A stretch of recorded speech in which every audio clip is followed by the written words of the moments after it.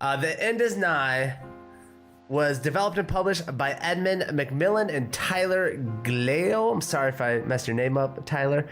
Released July 12th, 2017. Priced at $15.99. The End of Nigh is a sprawling adventure platformer where the player takes control over Ash, one of a few things that have survived to the end of the world. Follow Ash as he flaps his way through the future, a future of pain and suffering. Feel his stress levels rise as you throw him into an endless swarm of decaying mutant animal-like creatures, and help aid his final epic quest to simply make a friend.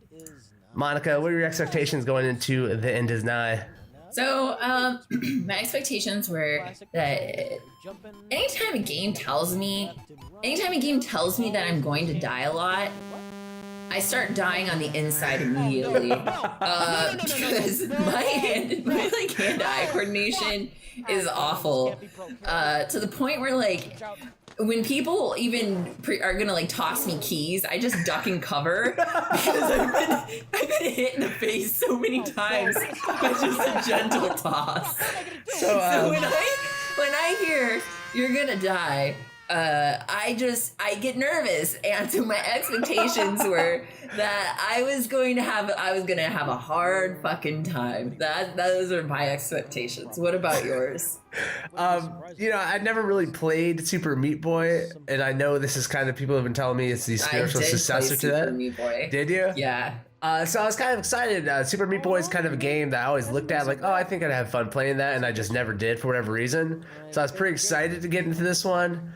Unlike you, I can usually catch keys that are thrown at me, so I wasn't completely scared to go into this one, more just ready to do it. I'm excited about punishing games. I'm all there. I'm like a Dark Souls. Love that type of gameplay, and just feel bad about yourself the entire time. It's a good feeling for me. Yeah, and from playing Super Meat Boy 2, and granted, I want to say that this isn't the same game, but I feel like if you ever bought, I think for like the first couple of years with not the first couple of years with Humble Bundle, but for a couple of years with Humble Bundle, any bundle you got had Super Meat Boy in it. So it was it's kind of hard to avoid. And I did play it, and it kicked my ass, and it made me feel like shit about myself. So I was just like, oh man, here we go. It's like, going Once back. Again, yep, here we go. Here comes the keys. Yep. All right, so what's something you liked about this game? Okay, so I'm just going to bring, I guess, the heaviest hitting thing first, and that is the music. The music in this game, and I have to say, one of the things I didn't necessarily like was the lack of color. I know we're in post-apocalyptic, but there is very little color in this game. But what's weird and what saves the palette for me is the music, because it's just this joyous, kind of, it's still a little dark, but for the most part, it's this joyous soundtrack, and it matches so well with the palette in an awkward, quirky, fun way. So the palette by itself, I wouldn't have really loved, but with the music, I feel like it saved it. I feel like it saved a lot of things, including my sanity, because I was at least enjoying that. What about you? Just to talk about the sound real quick, fantastic design on it. It took a game that could feel really monotonous, how many times you gotta redo levels, and it just made you kind of forget about that, and it kept pushing you forward. So the sound design was fantastic. I'm gonna go in and say one of the things I liked the most was the art, and I think it's because you just got your soul crushed by this game. The further you go into it, there are a little more colors introduced to it. You go to hell-like levels, where there's big bold color, still a simple palette, but bolder colors hitting you. Yeah. Something about this design, it's very reminiscent of Binding of Isaac. I think one of the developers was a co-developer on Binding of Isaac. There is something they do where the art is so disgustingly charming. I don't know how they pull it off between these games. This game, you're dealing with tumors and the end of the world and creatures and just death, and everything is so adorable. I don't know how they do it. Even down to the writing, really you're all right. You really sold the adorable nature. Yeah, it's just the end of the world's going to be adorable. It's not as bad as we think it is. So art definitely a big heavy hitter for me on that. What's something else for you? I really liked the story or the plot, I guess, and you started hitting on that. You are playing this character that he's like a thing that has survived. He's a thing. He's a little blob that has survived the end of the world, and his favorite gaming console breaks in the beginning of the story, and he decides that the only way he can deal with this loss is by making a friend, and so therefore he starts going on a search for a friend, and the end result is that you pick up tumors from tumors and body parts from other people that have died, and you end up meshing them together to make a friend. I'm going to be quite honest right now. I don't think that there's any way in a bajillion years that I would be able to finish this game by myself. So I played for quite a few hours, and then I just decided, like, okay, I am going to have to, like, see what some of the end results could be. Sure. Because I want to enjoy life, and because you can only hate yourself so much. But like the plot is really great, and like I'm not going to give any spoilers away on like the ending and everything. But if you are, if you're a great gamer for very hard, challenging platformers, you're going to enjoy the end result, I think. Sure. How I got to, like, I think it said 28% completion, like collecting tumors and stuff. And I had over 1,000 deaths already. Like, yeah, it is it's punishing, dude. Painful. Yeah. I'm gonna start raging right now. Like, something else I really loved about this game, very kind of innovative in a way for the genre, is the way that all the levels connected together.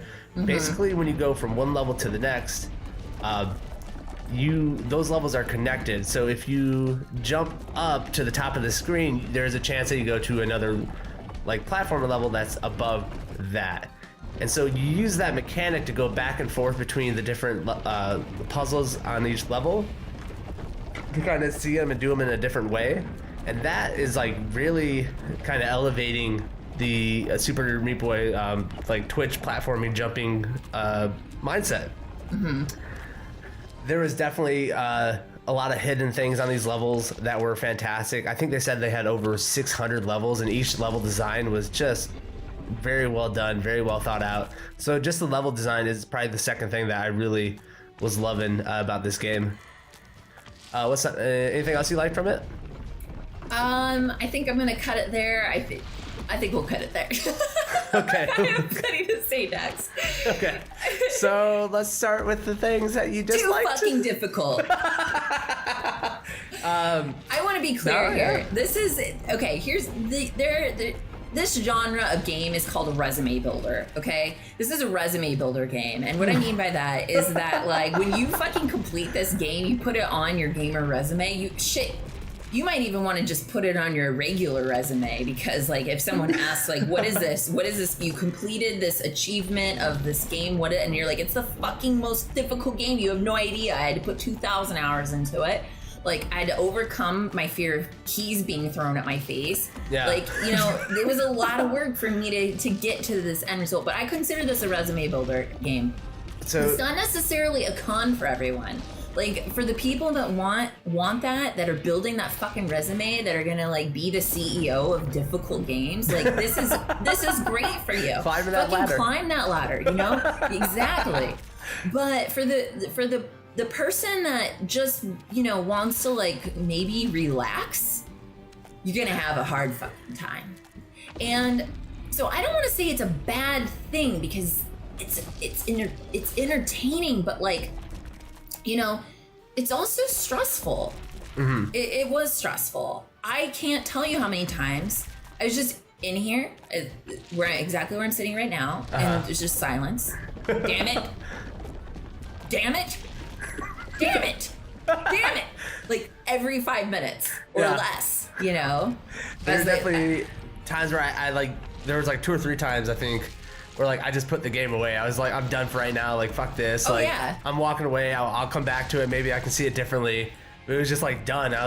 And I came back, I was like, no, you got to muscle through. This is for the podcast. Right. And that's really what kept me going. Definitely the things that I stressed about and hated the most, the water levels. I don't know what it is about platforming people where they are obsessed with putting water levels in their games. I Just like stop. water levels. You like them? I like them. You are a sadistic person. Nobody besides Monica likes water levels. They're awful. They're miserable. The entire time I'm playing them, I am waiting for them to end. That is like the achievement. Like, oh, thank God this is done. I don't care that I just beat a level. I beat the water level, and hopefully I'm never coming back. I'm gonna buy you Echo the Dolphin for Christmas. You're just a miserable person, and I don't know why we do a podcast together. Echo was a horrific game, and anyone that says otherwise are just trying to be like too cool for school because they're nostalgic about the wrong things. This game, this water mechanic where they had acid water, way too precise, way too punishing. Every time I stepped away from this game, it was during water level, and like I was just over it. I don't know who decided to put these in, but you almost ruined your game. You almost did it. One of the things that, and this is kind of a small issue, but I'm getting a little bit tired of like the squishy protagonists. I don't know what's up with it. They're squishy protagonists. Like here we've got like little tumor boy, and he's just this squishy little thing that's flying around. We just played Slug Cat. Like, what's up with all these like squishy wobbly protagonists everywhere? Is this a theme? I swear to God, it's a theme. I've been seeing more and more like just these like really adorable little like creatures, but they're all squishy. Yeah. And like you got a point. I can see that. I feel like it's a theme, and it doesn't feel that creative to me anymore. Like you throw like an adorable little quirky face on it, you make it look a little dark and evil but cute still, and you think you've got something, you know, organically creative, but in reality you just got another squishy protagonist. Sure. How many iterations do you think they went through designing like the different lumps on this guy? Like, no, those lumps are perfect. I don't know. Those are the lumps. I don't know. I just want a rock solid protagonist. Is this why you liked Warcube so much? It was just just a solid square protagonist. Yeah. I think the last thing for me that I really kind of disliked about this game, it felt like more like a bug or something. I don't know. The ledge mechanic just oftentimes felt like it didn't work, and was extremely frustrating because a lot of these levels are so precise and are really about like hitting the ledge the right way at the right time, that the ledge mechanic not being crisp made me die, I don't know, probably 300 times out of the 1,000 plus times I died. So I don't know what they can do to fix that. I'm not a game developer, but hopefully you guys do something about that, my dudes. Tyler, help. I felt like the controls on this were actually like super spot on, and I am angry. The last thing I'm frustrated with is because they were so good that I blame myself for every death. I'm like you, Brian, who wants to just put the blame on the developers. Yeah, no, I am Those not to 1,000 blame. Deaths were your own. Did you use a keyboard or a controller? I was using keyboard. Okay, I was on a controller, so maybe that's where our discrepancy is. Maybe. Or maybe I just do deflect everything and I don't want to take responsibility. I don't know. I don't know how this, How dare you? I know. All right, anything else? Or are we gonna wrap it up here? I think that my final thoughts on this are it's a resume builder. Like I am not gonna lie, I wanted to start seeing what other people's responses were, because mine was truly, I was sitting in a room by myself, and I very rarely when I'm playing a game talk to myself through it. Sure. So like the fact that I was yelling "damn it" like every minute or so was just like kind of funny. I would catch myself doing it. I had no control, so I decided I wanted to see like what are these other hopeful resume builders out there doing, and I went and checked out a few streams. And I got some quotes from those people as they were playing, and I wasn't even going to like the top people that like perform. These were people just like sitting quietly and not saying anything, and the only thing you hear were like was their exclamations and there, I was sitting watching one guy. He's going for quite a while, and like about 5 minutes in, you just hear, "What the heck am I even doing anymore?" and then he literally turned his stream off. Another guy just kept saying, I hate myself as he was playing it. And then there was one, and I think that this, out of the ones, and I wasn't, like I said, I wasn't really watching the speedrunners, and there are already speedrunners for this game. And God, it's so amazing that they can, how great they are at it. But the one person that I saw that wasn't a speedrunner was just trying to like play the game as a normal human, and trying to build that resume. He was a little bit more hopeful, and he kept saying, please let me get this. Please let me get this. And it made every death so much harder to watch. But I'm a thumbs up. Overall, I'm a thumbs up on this game. As a resume builder, it's not something that I'm going to actively pursue, but the game itself is fun and challenging. And if that's the type of game you want to play, I mean, this is one you're going to enjoy. Sure. I'm going to jump in there with you. I'm going to say thumbs up also.